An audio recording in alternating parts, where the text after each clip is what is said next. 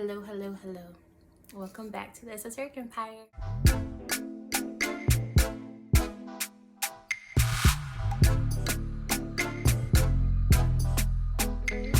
I want this to be a food for thought. I was thinking, do I want to do a reading first? Do I want to talk? Do I want to just express myself? I think I want this to be a food for thought. So that's where we're going to go with this.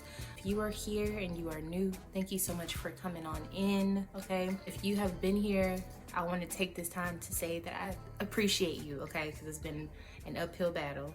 You being able to see this video means that you have some sort of subscription or some sort of notification that lets you know that I posted. So I appreciate you for that, okay? So I want to talk about something that may be a little taboo, but it's not really taboo for this channel, let's be honest.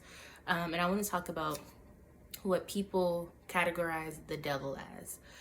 So we're talking about the devil, the entity of evil, whatever that may be, however you want to envision that for yourself, however you want to categorize that.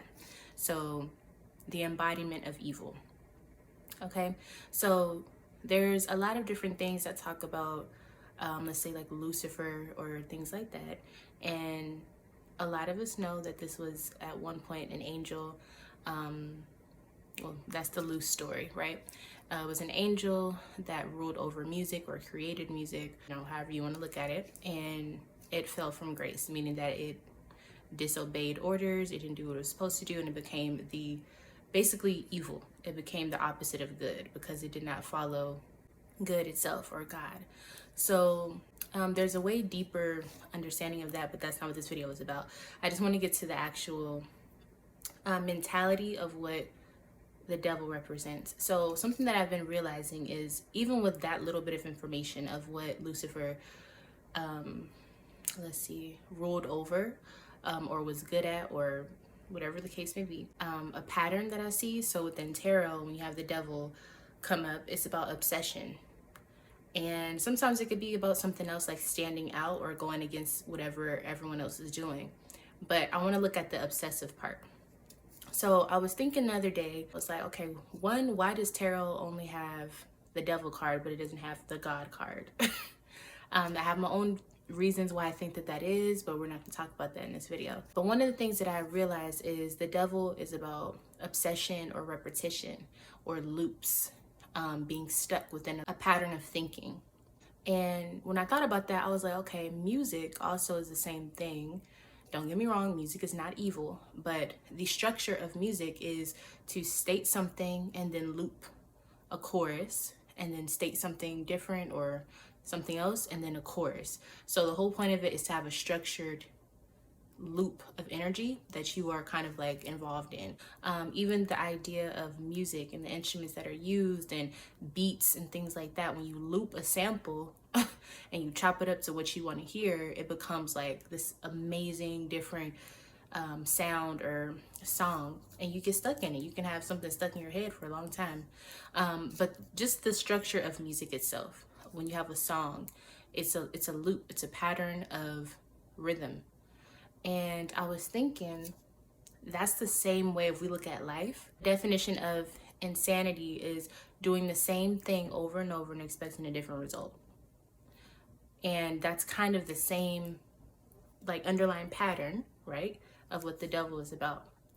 And I was told that anytime that you were confused or anytime that you have some sort of confusion and fog and you're not clear on something, that's the devil. That's how the devil works.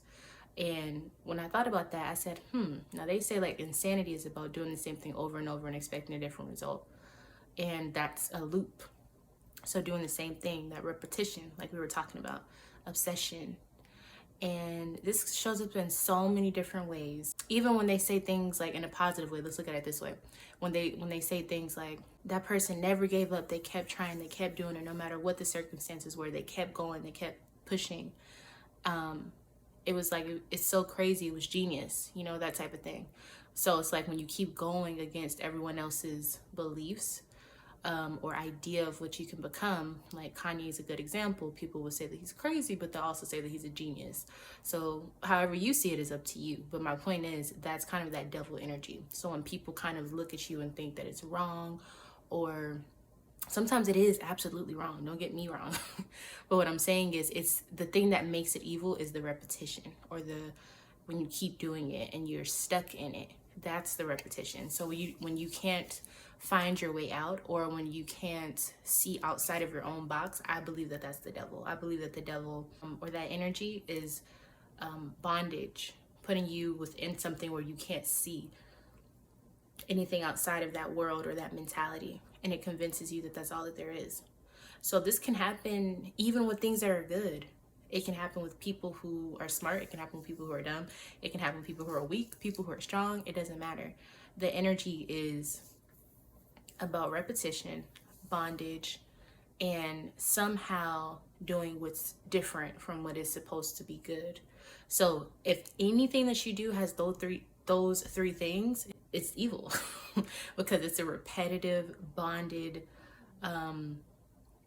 going against the grain type of energy. So not to say, this is not a discussion on like if the devil exists or if it's wrong, if it's good, none of that. What I'm saying is, when you really break down the concept of what evil or the devil is, from the perspective of I'm talking about, we can find anything in our life that's probably evil in some sort of way. So this is just one thing that I was thinking of. Obviously I have more, because y'all know I'm always thinking about things. I'm always trying to understand things. So at this point, there's been a lot of spiritual shifts that I've been going through. I think that they're very positive, and I think it's only fair if you want to be a truth seeker. You kind of have to seek the truth. You can't just sit with one thing. You have to like go outside of your bounds, and sometimes that can be really scary. But at the end of the day, if you want the truth is out there. So I encourage you all to kind of just look and see for yourself. I want this to also be a message. If you learn something and you feel like that's the end all be all, challenge yourself a little bit and see what else is out there for you to learn. It doesn't mean that you have to get rid of or sacrifice anything that you do believe, but you never know, like when you actually go and try to learn more things, how eye-opening it can be. And it's just wise to do that. It's wise to have more than one perspective of things. So I also want to use this video as a reminder for you to do that as well. I'm gonna make another video. I think I'm gonna do another food for thoughts. So thank you guys for watching. Thank you for being here. I really appreciate it, y'all. I miss y'all. Okay, so I'm gonna go get some more videos done, and I'll see you in the next one. Bye.